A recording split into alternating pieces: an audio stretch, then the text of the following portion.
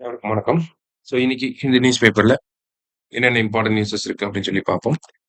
First one வந்து பார்த்தீங்கன்னா, நமக்கு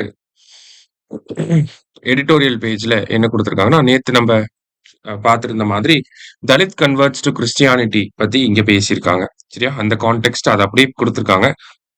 நம்ம ஒரு டைம் இத வந்து ரிவைஸ் பண்ற மாரியான பேசிஸ்ல நம்ம பார்த்துக்கலாம். ஓகேவா? ஸோ ஆர்டிகிள் 341 பேஸ் பண்ணி பார்த்தீங்கன்னா, நமக்கு கான்ஸ்டிடியூஷன் ஷெட்யூல்டு காஸ்ட் ஆர்டர் அப்படிங்கிறது 1950ல கொண்டு வந்திருப்பாங்க. ஓகேங்களா?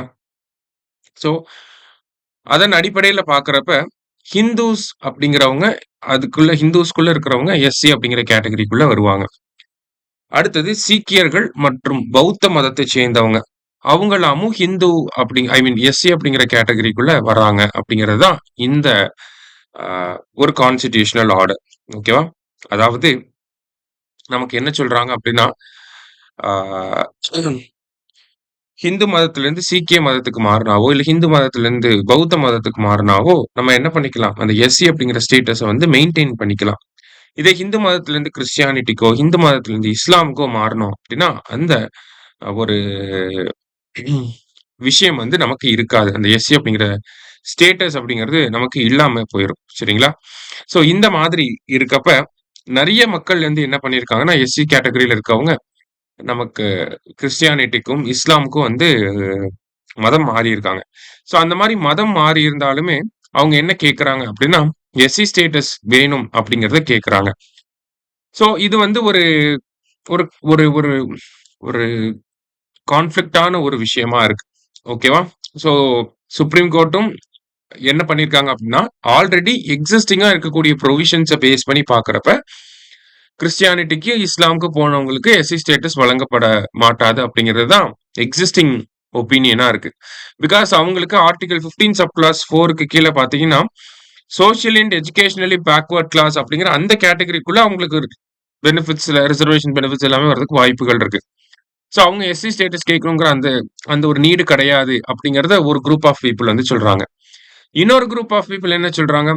அவங்க வந்து மதங்கள் தான் மாறியிருக்காங்க. மதத்துக்கும் அவங்களோட சோசியோ எக்கனாமிக் கண்டிஷன்ஸ்க்கும் எந்த சம்மந்தமும் கிடையாது. அவங்க அங்கேயும் புவர் பீப்பிளா இருந்தாங்க, இங்கேயும் புவர் பீப்பிளா இருந்தாங்க.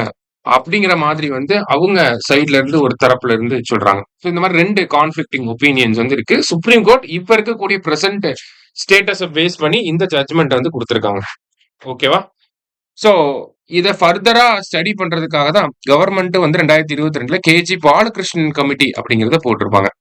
இந்த கேஜி பாலகிருஷ்ணன் கமிட்டி வந்து அந்த Dalit converts to Christianity and Islam அவங்களுக்கு எஸ்சி ஸ்டேட்டஸ் குடுக்கலாமா, வேணாமா அப்படிங்கிறத ஸ்டடி பண்ணிட்டு இருக்காங்க.